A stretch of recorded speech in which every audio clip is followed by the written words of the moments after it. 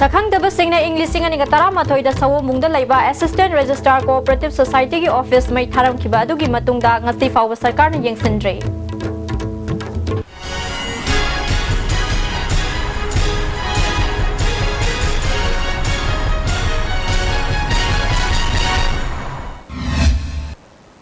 Mining Tabiri Singh Butaram Nokchari, Pau Sandok na Pizari. English Singani Gatara Mathoigi December Thada Sakhangdaba Singna Mai Tharamba Sawo Mungda Laiba Assistant Registrar Cooperative Society Imphal East 1 gi Office Mari Lainaba Singna Ngasi Fawba Yengsindre Masina Miyam Amadi Office ki staff Singda Awaba Kaya Mayoknare Office adu mai thakibadagi Hauzik Fawba Kongpal Khaidem Lekaida Laiba Southeastern Bakery Unit Kauba Amanba Lanai gi Sanglen ama wairaga Lady Mai Tharamba adu mapungphana chakhaudraba table chokri amadi ubu kaya mafam adu puraktuna sizinari Sarkar gi Maikai gi Hauzik Fawbada plastic chokri kharaga phi parda ani khakka pirakpada ngai ri haina masak maming takthokning daba staff amana ISTV News ta phongdorakli Mai chakpa adu typing machine ama yaukibadagi mahut sinana balaitabana tangai fadana office ki maru oiba che chang sing lanai computer center ama chatlaga paisa piduna nambagi thabak sathari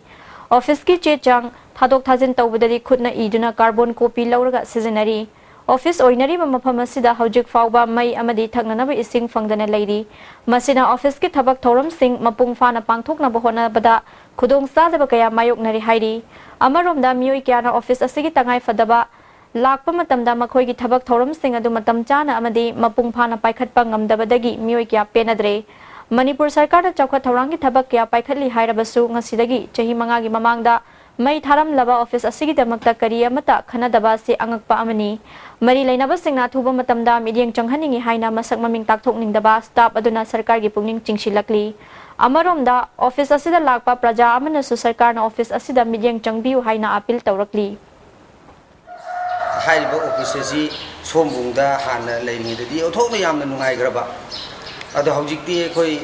Bharasu lam changna chatpagi problem leire aduga lakpadasu mu staff sing leiramba leiramdaba asina chingba samasa mayam je parjada thengna ba haitare aduna koi sigi sida praja moina akoi gi khungangi punsiro lamda leiba praja moina haijening budi akoi gi imai bel sing senthok lambi walaba praja akoi gi damukti yingdira kanda hana leiramba somong block gi de leiramba office laibak thidna maipok laung thokraba ngasina mafam dai sida kano khoi porompat area sida leibiriba se yargadi mari leinaba authority na nungsibidana praja miyambu nungsibiba amtang mafamda hanjanbiragadi koi praja gi apenba oijagani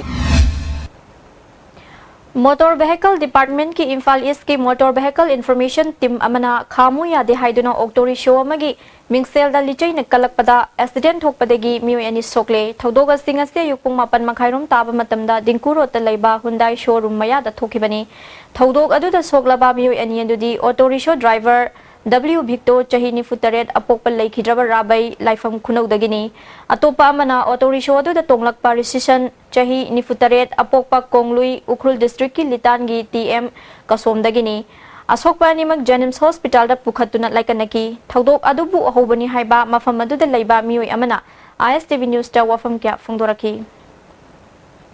ahobadagi yenghawi aduna hujiki auto Imphal East ki kambu se adu matam sidai da moidi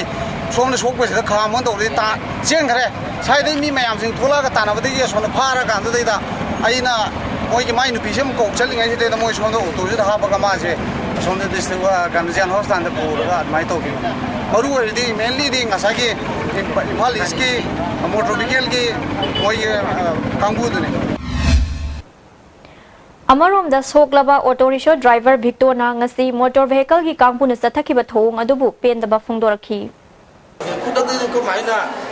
mina gari dhaurai do speed do bo khamor do khama do bo karan ngam do ge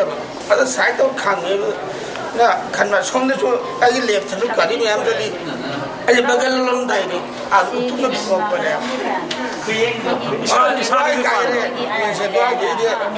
ai so ai break out no som na la bai thabe na la mi si da be ai khara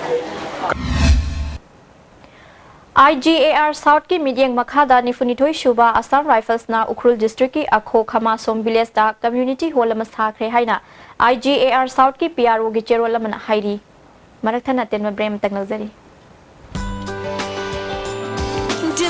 colorful cupcakes with creamy vanilla filling. From Winkies, the cake specialist. Swiss rolls with exotic fillings. From Winkies, the cake specialist. Manipurgi ahanba beautification center mafam sida mahing uring unsa khoiba ariba dakfam phahanba ngami tattoo mole freckle na jingbasu lauthokpa yai hakjang gi ahenba fat pamdaba body gi hair lauthokpa yai ngasi mag unabiu Dr. Madhubala Laser Beauty Clinic MZ Avenue Imphal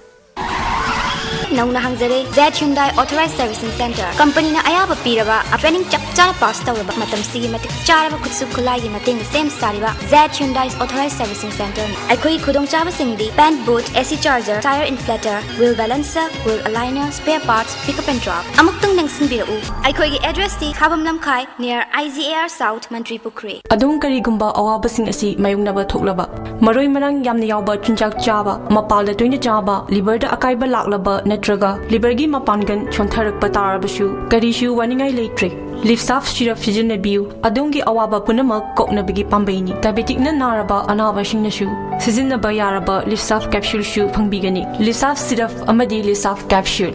नारगा लायंगबबुदी नाद्रिंगाइदा सक्सेल होबना हेना फै जोलिप 100% natural syrup amasung capsule yu thakpadagi oirakpa awaba chaitheng hakjangi liver soklakpadagi kuchu sengaktaba haksang soktharakpa tumba chaba yaraktaba khong hamba nungaraktaba singbu phanba ngamba amata ngairaba upaidi jolip syrup amasung capsule diabetes singidamakta jolip capsule chabiu India gi ahanba national award di government of India na piba silver dew Makhal suna leijare half liter 750 ml 1 liter 2 liter 5 liter and 20 liter jar as an distributor amadi akupa marol loktak industry industrial state takiel da contact tobiu amukana taram nokchari Jayat nariba Indomen mangam khagi wathok loisindrabadi miyamgi achauba ihau lakani haina ichomgi president N Rajendra na phongdurakli hiramasi gi matang da report ama जरीबा मफम से border pillar number 7 सिगी मखों मक्तदने मफम असी चोरो खुलगी मनुंग चनबा मफम अमने मफम सिगी ओइरोम हेक थंगबा सरुक सैसिदा मागलंग Tourane लै मागलंग Tourane सि मणिपुर गी ओइना ख्वाइदगी चावा तुरेल सिंगी मनुंगदा अमा ओइरिबा तुरेल अमने बॉर्डर पिलर सि क्याम कुइरबनो अमदि बॉर्डर पिलर सि युंगिबा मतमदा प्रजा सिंगी थमोइदा करी फावबगे हाइबदो अखोइ हजि चोरोगी खुलाकपदगी खमिनसे हजि अखोइना पिलर नंबर 7 द लेबिसि अखोइना हानगी ट्रेडिशनल पॉन्ट्री सिनाते मखोइना हंदा अनोबा शेमलगा अदुदे सिदल युंगिबनि मेसिदिगिना ईस्टर्न बर्मा बॉर्डर रोम दा किलोमीटर 3 गुंबा होम गुंबसी लेबनि अदु लेबे जगादो अखोइना करमाइना प्रूफ फंगब्रा हायरगा टिकता सारगा युंबा अदु लेरामे हनदि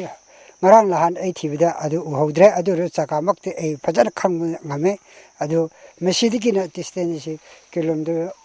फजन दे ऑन दे ओहुम बु हेनगनी आइने तुम थाजाई हौजिक लाक्चनिंग वाफम से लेबा बाउंड्री फिलर से अखोइ हानादगी होना इंडिया की सरुकता किलोमीटर अहुमुक चंगछलगा अखोइ युंगरबा अदुगुंबा बाउंड्री पिलर अमने मसी मणिपुर की लम की सरुक क्यामुक चावना मांगबगे हाइबसे अखोइना मसी की बाउंड्री पिलर से उबमक्तदा अदुमा खंगबा ngame हौजिक अमु मसीदगी चंगछलगा बॉर्डर फेंसिंग लाकपा तारबा नत्रगना अतोपा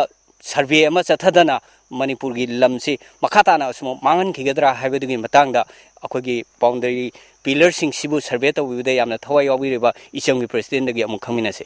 अखोई असेंबली दबुदी यामना नुंगाइबा हाइबा तारे अखोगी लम एनसी म मांगलोय सर्वे तौबा मतमदा अखोई मणिपुर गवर्नमेंट याहनगदबनी हाइदना हन्ना नंगांगिबा लेरगसु अखोगी बॉर्डर लेइबा प्रजासिंग सिना मखोइना ततना अदुम ngangaga thabak oina toroktabani na ngasi bawda projajing thajaba ngamdabaduna maram orga ngasi su akhoi amu chorogi khunja singal loina na akhoi border pillar se yeng sangakpani akhoina isamna manipur government da haining libadi achum chumda report ama akhoi ngasi yaukhre manipur gi projajing na sembal ngakni projajing na sei manga gi vote piraga mokhoina chief minister waribani mla waribani minister waribani adubu ngasi bawda sei 2013 dagina sei ahum phara bawbu sida Manipur की प्रजा section खुदिंगमंगना border लेबा इगी इसिनाव मयामना अखोई लमांग दौरे मांगे मांगे ना लावबसिदा ngasi फावबदा ngasi की अखोई फमनाइबा सिंगना बॉर्डर एरिया दा लेरिबा इगी चिंग इसिनाव सिंग मरुइना चिंगी खुलाको पर्सर सिंग कौर कांदा एनजीओ कौर कांदा तानबगी महूत करिसु खंगदबा सर्वे ऑफ इंडिया ना दम लोलगा लेबसे अखोई की प्रजा सिंगसिन मखोई द वोटिंग राइट मखक पीरगा मखोइना मणिपुर की लंगाक पाइबने से कौबरा को तसिंगना मखोइना मणिपुर की अखोई लुचिंगबा मोइबा तारगदी मणिपुर की कसिन कोयादगी आइगी समझखरबा अखोई की चिंग खुलाकपा सिंग इफाई पुसिंगना ngaकपीरम बोंडरी दो सिनी ने थोलैबा आइगी चिनाउ सिंसे कौरेरगा ऑनरबन सेम की टेबल दा तानबिम थोक्तबरा मागी प्रजा मोइबा तारगदी मखोइना ngasi फाउद मसिगी खोंथा अमा लखलक्तबसिना अखोई चमदे हेना चमलमलिदी बोर्डर एरियादा लेबसि मखोई प्रजा नत्रबरा हाइबदगी वांगदुनी इसमना ngasi गवर्नमेंट दा हांगजनिंगिसि यामना तत्तना अखोइना गवर्नमेंट दा अपिन तौबसि लम एचीमा मांगलोइदि हाइबो 2013 दगी ngasi बाउ सही अहुम मपुंग फारे अदुबु ngasi फाउगी मनुंगसिदा सोल्यूशन अमा पोरनबो ngasi गवर्नमेंट सिना होनबो उद्री इरांग थोलो कांददि लम एचीमा मांगलोइ हाइदना असेंबली दना ट्रगे एनी मियांगी प्लेटफॉर्म अमा तत्तना लाउई अदु लाउरगदी अखोइना पामजरिबना माना लाउरिदुगी आर्थ थोंगना खुंजाजिंगे तौरगा कदाइदगिना कदाइ भाउनो खंगा कांदा Manipur government survey of India ब्रह्मागा हेन मसिगी अखोइगी अरिबा बाउंडरी में याथोकपदा नुंगाइना थबकतो होजिफाव पाइखत पिद्रिबसे करिगिनो मसि अथुम मथमदा पाइखत पियो मदु पाइखतना सर्वे ऑफ इंडिया खक्ता ngairga leitargadi manipur achauba irang ama lakani अखोइगी बॉर्डर सिना मरम ओइरगा अदुना अथु मतमदा मणिपुर गवर्नमेंट मसि पाइखत पियो हाबा अपील दुनि सम इपा इपुना थम्बिरंबा मणिपुर की ngamkhai saruk kanba haibase ngasi इचम अमदी लमदम सिंगसिदा खुंदारिबा खुंजा सिंगी चपचाबा थमोगी फिरेमने हाइबसे अखोई पुनमना खंगनारे अखोइना उबसु फंगले हौजे लाक्चनी वाफमदी मणिपुर की लम हेना नोमगी सुम मांगसलकपा ताराबा अमदी मांगसलकपै फिल्म लेरिबसिदगी कन्नबा अखोई पुन्ना करी होनमिनबा ताबगे हाइबदो मदो मणिपुर की मियामदा अखोई ISTB की अमदी सिदा लाक्रिबा मीडिया टीम की माइकेगी थमजनिंगलिबा वाफमने खरपन नावलो लेना पौजमजेबा थियाम रंजन चोरो बाउंड्री पिलर नंबर 7 सखंगदबा सिंह इंग्लिश सिंह अनिगा तरामाथोइदा सवोमुंगदा लेबा असिस्टेंट रजिस्ट्रार कोऑपरेटिव सोसाइटी की ऑफिस मई थारमखिबा अदुगी मतुंगदा ngasi फावबा सरकारना यंगसिंद्रे